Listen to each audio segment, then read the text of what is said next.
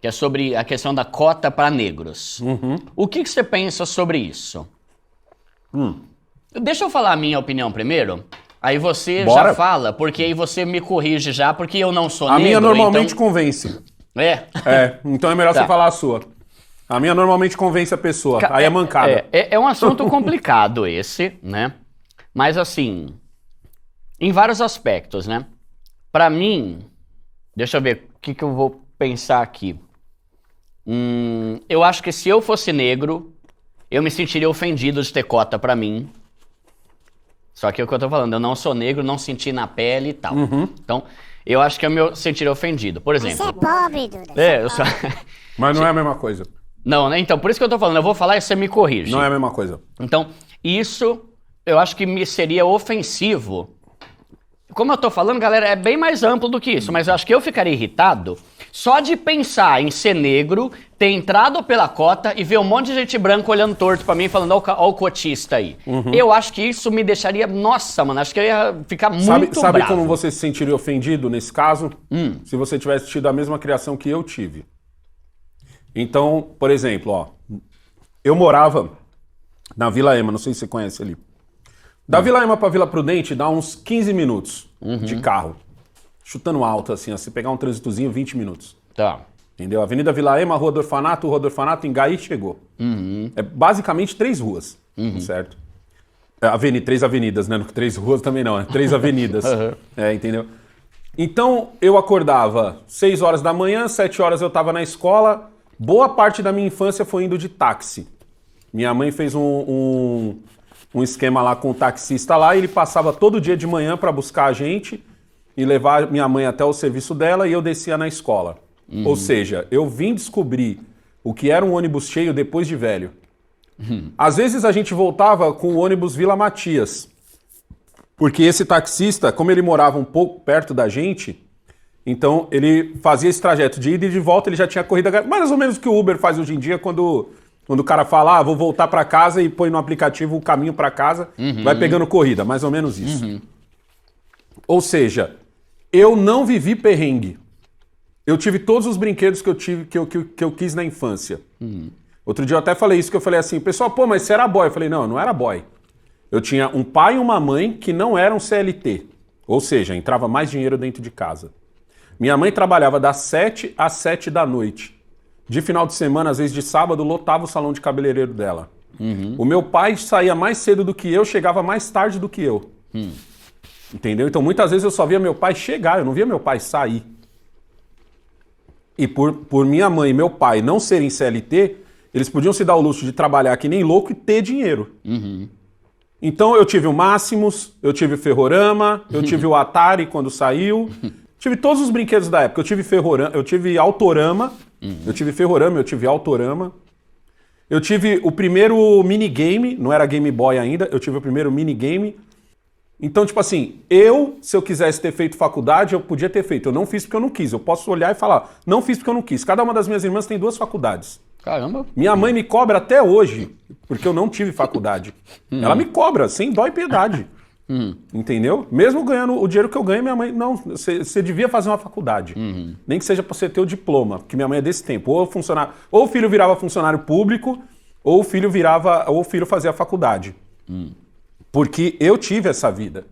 Eu morava num bairro bom, que era Vila Prudente. Eu vim tomar o meu primeiro enquadro, eu tinha 16 anos, eu acho. Entendeu? Todos os meus amigos tinham pai e mãe. Todos os meus amigos não precisavam trabalhar... Não, um ou outro precisou trabalhar cedo, era mais os moleques que moravam mais perto da favela, da Vila Prudente ali. E o cedo que eles começaram a trabalhar era tipo 13, 14 anos, o que na época era o certo, não era cedo. Eu comecei a trabalhar tarde, com 16 anos. Entendeu? Então eu me sentiria ofendido. Quando eu mudo para a cidade de Tiradentes, quando minha mãe, entre aspas, ganha o apartamento do CDHU, né? Porque não tem nada ganho ali, né? Mas aí eu descubro uma outra realidade. Aí eu descubro a realidade do moleque que não tinha pai e mãe.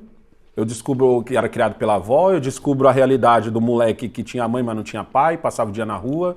Eu descubro um monte de realidades. Eu descubro a realidade de passar 2 horas dentro de um ônibus para poder chegar em casa. Eu não fazia ideia do que era isso. Entendeu? Eu descobri as coisas boas também de morar na periferia, porque uma criança na periferia se diverte muito mais do que uma criança do centro. Nem se compara, velho. No centro você disputa a pipa, mano, com todos os fios que passam na rua. Não existe terreno no centro. Não existe terreno baldio. Entendeu? Morro, né? Não existe morro. Não existe morro no centro. Mas acontece que no centro você tem um leque de oportunidades, velho, muito maiores, mano. Eu fiz violão clássico quando eu era moleque, porque minha mãe me colocou numa escola paga. Na periferia, se você quisesse pagar, você não teria essa escola.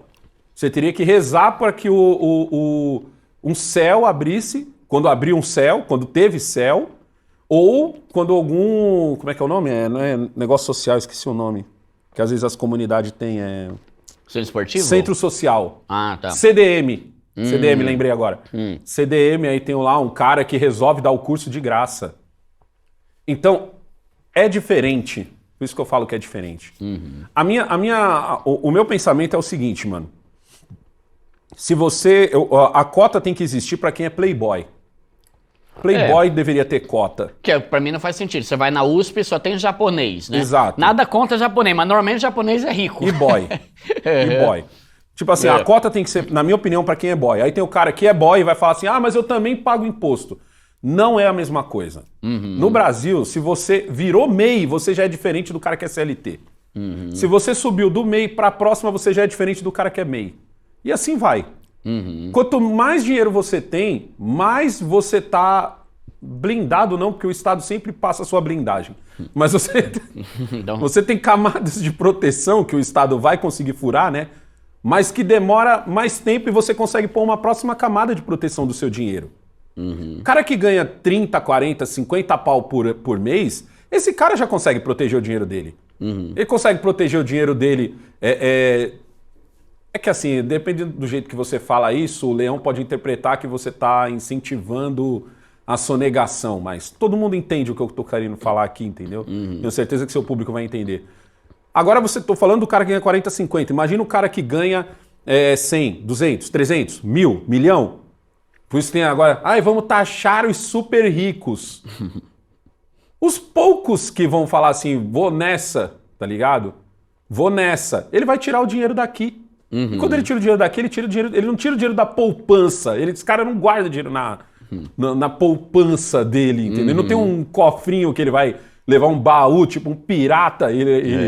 Não, irmão, ele vai tirar das empresas daqui, é trampo que perde.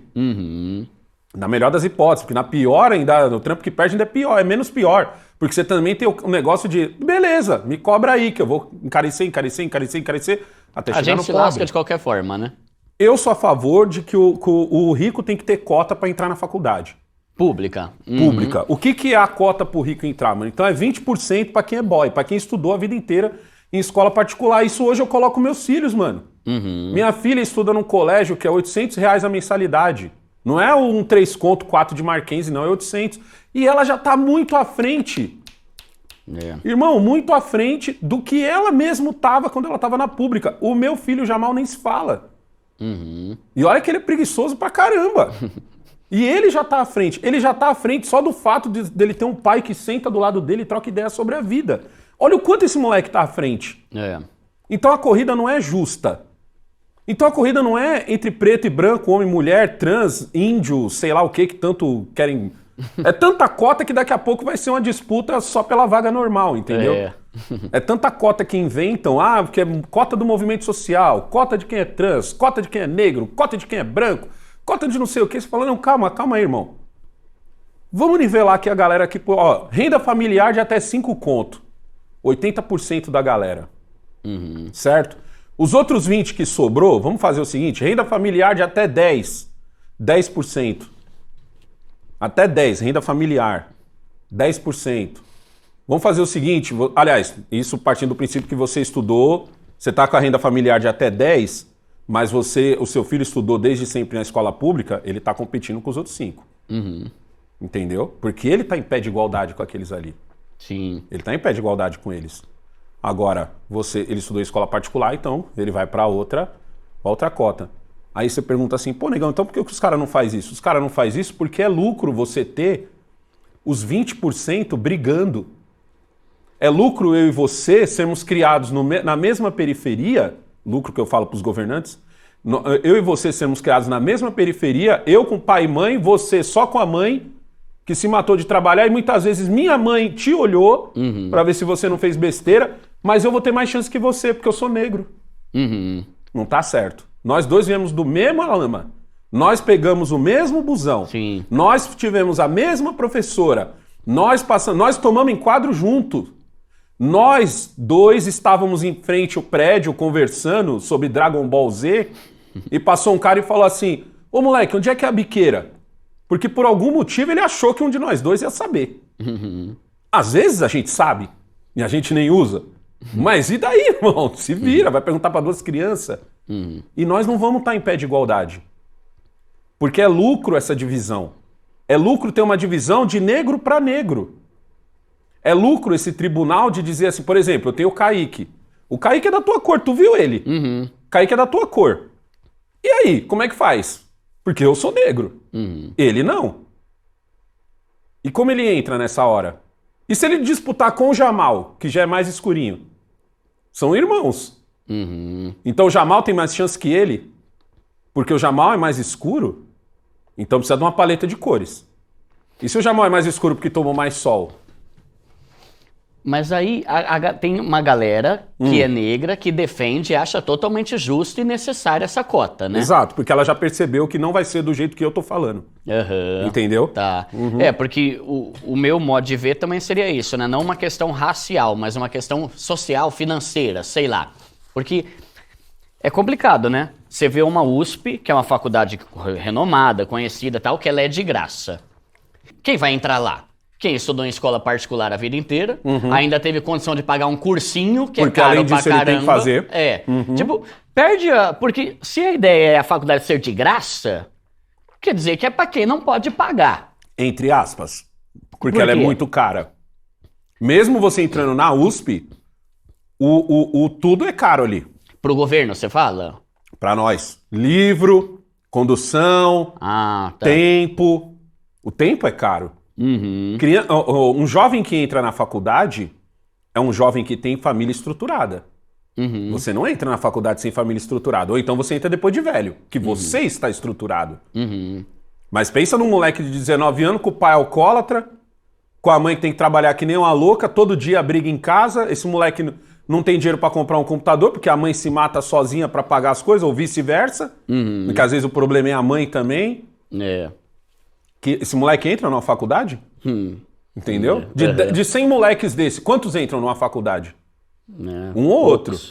Um ou outro, porque ele é quase um psicopata, ele tem uma perseverança, ele tem uma gana muito grande. Não é justo. Eu não acho certo o Jamal entrar e disputar a vaga, entendeu? Disputar a vaga em pé de igualdade. Eu tô ganhando bem. Eu ganho bem para fazer o meu trabalho. Eu consegui colocar meu filho numa escola particular. Um filho que eu achei que eu não ia colocar. Consegui colocar minha outra filha também. Outra coisa que me deixa ferrado com o Brasil é o seguinte, que legal, vamos supor que algum governante olhe e diga assim, tá legal, o negão tem razão. Tá legal, o negão tem razão. Vamos inverter esse polo, 20% para quem é boy, 80% para quem é pobre. Se sobrar a vaga dos pobres, os boy podem disputar com as que sobrou. Certo? Tá, e daí? A gente vai ter o quê? Um monte de engenheiros, um monte de marketings, um monte de jornalistas, um monte disso e daquilo. Cadê o trabalho para essa turma toda? Cadê? Porque não se pesou. Hoje, um mecânico fuleiro, tô falando um mecânico top, que montou sua própria... Um mecânico fuleiro aí, ó, lá no Cambuça mesmo, é quase 5 conto o salário do cara. Irmão, você vai descer um motor de peru e voltar ele pro lugar, R$500. Eu faço esse trampo, eu, que não sou mecânico, vou trocar uma embreagem, vou trocar um volante de motor. Eu gasto sozinho 1 hora. Fazer esse trampo. E devagar, viu? Sem pressa, um radinho do lado. Eu sou o mecânico da minha perua. Eu desço esse motor sozinho, eu boto ele no lugar sozinho. Da hora. E troco o volante dele, o volante do motor. Quentinho eu economizo. O cara ia te cobrar nessa faixa aí, se ele não te cobrasse mais. 1 hora de trampo. Vai fazer um motor, vai trocar um cabeçote. Vai estudar e ser um cara que mexe em BMW, ao invés de estar mexendo no Volks antigão. Nossa, Land Rover. Isso. Pega esse espaço que nem você tem aqui, ó. Do jeito que você tá aqui, bonito esse espaço aqui, ó. Pizinho branco aqui, ó. Monta aquele macaco hidráulico aqui, outro ali. Entendeu? E entra no seu carro só nave, não, de boa. Entra na sua mecânica só nave. Quanto você acha que você vai ganhar por mês? E você estudou pra quê? Mecânico. O que você fez? Senai. Quanto ganha um soldador? Hein? Soldador que só sabe soldar solda elétrica. Entendeu? Ou seja, ele vai consertar portão. Solda elétrica que eu falo assim, a solda mais fácil de todas. Que ainda assim é difícil, tem que ter uma experiência. E o cara que solda com MIG? E o cara que solda alumínio? E o cara que solda, tipo, em estaleiro? O cara que solda no petroleiro? Quanto ganha esse maluco? Aí você olha pro cara e fala pro cara assim, ei, mano, o que você faz da vida? Eu sou soldador. Coitado, né? Mal sabe quanto que ela ganha. Tadinho, né, mano? Pô, você podia ter feito uma faculdade, você fala Manda tão bem. Manda o currículo aí pra mim, mano. Você fala tão bem, você podia ter feito uma faculdade. Quantas empresas eu não entrei pra pegar o papelão e o cara olhou pra minha cara e falou assim, pô, mano, você trampa bem pra caramba, mano. Não quer um trampo aqui de... Porteiro? Não. Como era o nome, mano? Eu esqueci o nome da profissão, mas muitas empresas estavam contratando bastante... Estoquista não, logística. Tá. Por quê? Porque quando você carrega sucata, mano, tipo assim, eu tinha que fazer da perua um caminhão. E eu tinha que fazer caber tudo na perua. Porque 2 viagens é caro. O bom é uma viagem. Entendeu? Fazer tudo numa viagem só. Então, às vezes, o cara que era dono da empresa onde eu tava carregando, ele ficava admirado. Ele ficava admirado de eu conseguir convencer algum funcionário dele a me ajudar a jogar os bags pra cima. Então, pô, você é um cara tão comunicativo, porque o cara olha pra sua perua velha e vê o seu uniforme de roupa velha, porque o sucateiro que anda com uniforme bom, o cara quer cobrar o que ele poderia te dar. Então, ele acha que você tá ficando rico, porque você tem um uniforme.